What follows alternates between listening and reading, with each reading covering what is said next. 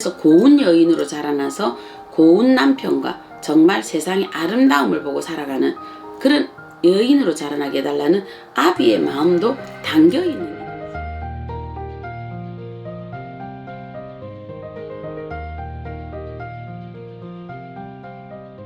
네, 작두신당의 정정은입니다.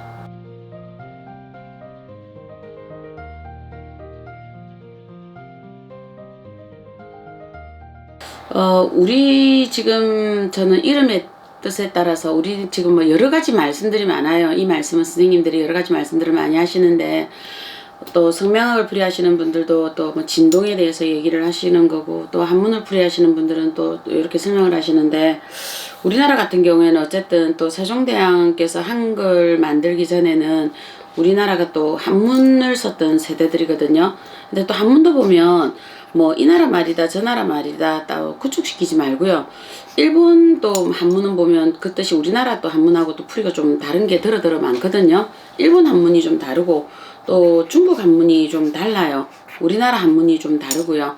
그럼 한국의 한문이 또 다르고 이러는데 굳이 이 한문을 가지고 저는 왜 이렇게 풀이를 하느냐 하면 우리나라 사람들은 어떤 이름을 만들었을 때 그 아이들에게 자라나기 위한 아주 이 아이의 삶의 지표였던 것 같거든요. 인디언들이 왜 이렇게 그 아이가 태어나면 그 아이의 어떤 이름을 지었을 때 그랬잖아요. 뭐 아니면 달빛의 여인, 아니면 뭐 푸른 밤의 늑대, 용명한 도끼, 뭐 이렇게 이름이 해석이 되더라고. 우리나라 말로 보니까. 근데 몽골 분이 이제 손님이 오셔서 그분들도 이렇게 이름을 보니까 그렇게 짓대요. 근데 이름이 진짜 나는 우리나라 뜻으로 보니까 너무 이름이 이쁘더라고요. 아, 해석이. 그들의 해석이 뭔지 저는 궁금해서 꼭 물어봤거든요. 그들이 이제 몽골로 만약에 이름이 이렇다라고 얘기를 하면 아, 해석이 이렇다는데 이름이 진짜 뜻이 너무 이쁘다 내가 이랬거든요. 그렇듯이 우리나라 한문도 이름도 이런 뜻이거든요. 한때는 우리나라가 한글 이름이 많이 유행했었어요. 그냥 한글. 그랬는데 우리나라에 그냥 한글이라 하더라도 조금은 뭔가 그 안에 한문의 뜻들이 들어가 있어야 되질 않나 이래 보는 거거든요. 뭐 스님들이 우리가 법명을 내리더라도 그 법명에 거기에 한문의 뜻들이 다 들어가 있거든요. 그게 왜 들어가 있을까 보면은요. 그분의 앞으로 살아갈 인생 철학관이 거기에 들어가 있습니다. 그러면 나의 부모든 또 누군가가 우리가 뭐 예를 들어서 자손이 태어나서 옛날에는 뭐 어른들이 조부든 이런 분들이 이름을 받아서 그 아이에게 이름을 주잖아요. 그죠? 그러면 만약에 조부가 아니 계시고 부모 존존이 계셨다면 부모가 또 아이를 이름을 장명하기도 했고 또 요즘 같은 경우에는 철학이나 뭐 아니면 명리 보는 데서 또 성명학 하는 데서 이름을 하시는데 그러면 요 이름만 하세요 하고 딱 하나 이름을 정해놓지는 않거든요. 두 가지의 뜻을 주되 그러면서 얘기를 해주잖아요. 요거는 요런 뜻이 있다. 요거는 요렇게 가는 뜻이 있습니다. 라고 설명을 해드리거든요. 그런데 다시 80년대 요 중반으로 가면은 또 우리 또 한글 이름 이래가지고 또 이렇게 막 한글 문화가 돌면서 이랬는데 실질적으로 이름은 저는 그래 보거든요. 아이들의 이름을 지을 때는 엄마 아빠가 연구가 뭐 안 되잖아요. 근데 요즘 인터넷에 보면 한글도 나와 있잖아요.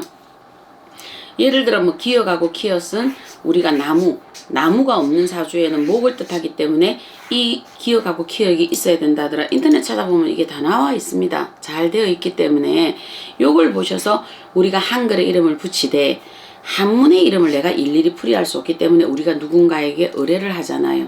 의뢰를 하면 한문은 이 한문을 하는 거는 뭐냐 하면 이 한문은 획순이에요.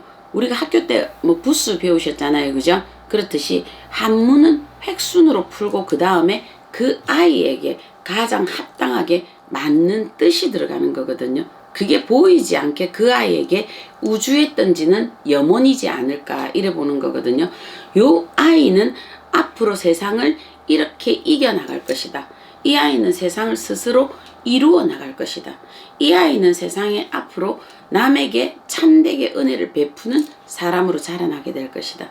이 아이는 세상에 정말 좋은 뜻을 전하는 사람이 될 것이다. 우리가 뭐 법륜 스님 같은 경우가 그 법명이 그렇다고 하셨잖아요. 우리가 법조자의 그 박기륜자로 적으신다고 제가 그렇게 알고 있거든요. 그러면 그분은 뭐냐면 부처님의 불법의 말씀을 바퀴 돌듯이 만 세계를 돌아서 이 말씀을 전하신다 이런 말씀을 하셨거든요. 그래서 그 말씀을 전하신 것처럼 어쩌면 우리가 전하는 그 이름, 옛날에 어른들이 우리가 아명, 아호를 적고 커서 그 사람의 호를 적고 다시 족보에 올리는 이름을 적었던 것처럼, 그거는 뭐냐면 요 사람이 살아가면서 옷을 바꾸어 가듯이 이 사람의 이름들이 또 있었다, 이래 보시는 거거든요. 그래서 우리는 이렇게 이름의 어떤 이런 계명들이나 요 사람들의 어떤 이름의 한자의 뜻들은 반드시 그냥 아무 생각 없이 휙딱 던지는 게 아니거든요. 정말. 그래서 요렇게 보셨듯이 지금은 우리가 요런 부분들도 해석들을 충분히, 임금이 쓸 수 있는 이름을 못 적는 것도 아니고 너무 이 사람의 뜻이 거창하게 살아가는, 정말 이 사람이 뭔가를 법을 제대로 펼쳐서 가시는 어떤 그런 것들이 아니실 바에는 그래도 내가 이 세상에 와서 뭔가 제대로 갈 수 있는 이런 것들을 풀어갈 수 있는 이름이라면 반드시 이름에는 나는 어떤 뜻이 있었으면 좋겠다, 이래 보거든요. 우리가 볼펜을 부르든 펜을 부르든 얘가 볼펜이라 불러달라 안 했을 것이고 펜이라 불러달라 안 했지만 우리가 이렇게 이름을 지었잖아요. 그렇듯이 사람의 이름도 거기에 합당한 것들이 들어가 있어야 된다. 우리가 뭐 이 여자아이들 이름 같은 경우 아름다울 미자가 많이 있었잖아요. 그죠? 그러면 이건 뭐냐? 아름답게 자라라는 거잖아요. 아름답게 자라라. 그럼 그건 뭐냐? 이 아이가 다른 어떤 사물을 보더라도, 부정한 걸 보더라도 아이가 아름답게 판별하고 아름답게 평가하는, 그래서 고운 여인으로 자라나서 고운 남편과 정말 세상의 아름다움을 보고 살아가는 그런 여인으로 자라나게 해달라는 아비의 마음도 담겨있는 이름이지 않을까라고 보는 거거든요. 그래서 요렇게 이름의 한자들은 그냥 넘어가지 마시고 본인들의 이름의 한자들도 한번 풀어보세요. 이게 우리나라가 한문을 그냥 이렇게 배척을 하지 말으시고요. 나는 한문을 그래도 좀 꿰쳐야 된다, 이래 보는 거거든요. 옛날에는 우리가 이래 동 같은 경우에도 이름을 할 때도 그랬잖아요. 어떤 동네라 할 때도 뭐 그 마을에 예를 들어서 그 이름이 다 들어가 있잖아요. 그죠? 뭐 수영이다 그러면 뭐 우리가 물 숫자에 뭐 길 영자를 적는다든지 빛날 영자를 적는다든지 어떤 그런 한문들이 다 있었어요. 그 마을에 따라서.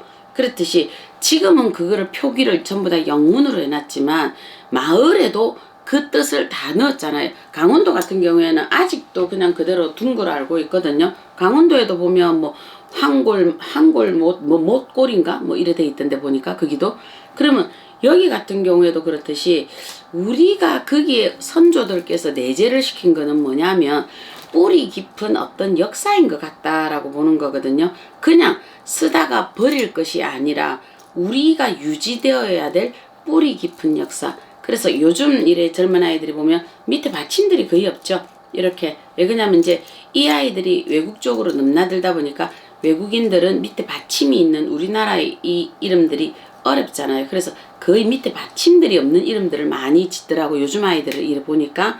그렇듯이 그래도 요 이름 밑에 우리가 한자는 정말 제대로 그래도 외국인들에게 설명할 수 있게, 너희들이 부르는 이름은 요거지만 한글로는 요거지만 요 안에 있는 속뜻은 요거다.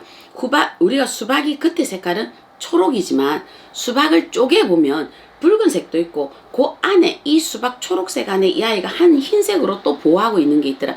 우리 한국 사람들은 요렇게 겹겹이 있는 속내가 있는 민족들이라는 거거든요. 그렇기 때문에 요렇게 외국인들에게 설명을 해도 요 뜻이 있으면 이쁘지 않을까요? 인디언들의 달력이 1월, 2월, 3월, 4월 똑같지가 않았던 것처럼 그 인디언들의 달력들을 보면 정말 그 부락마다 표현들이 다 달랐거든요.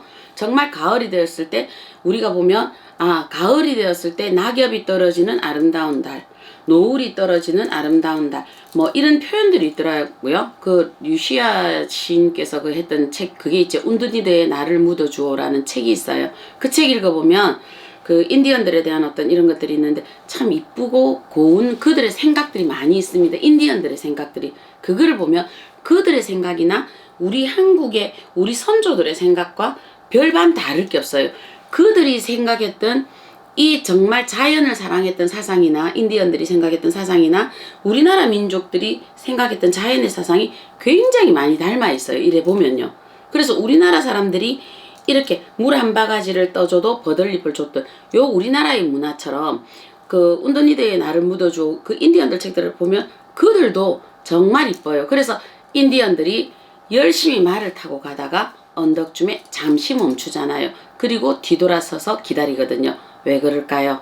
혹시 나의 영혼이 나를 지금 따라오지 못할까? 잠시 서서 나의 영혼을 기다린다 합니다.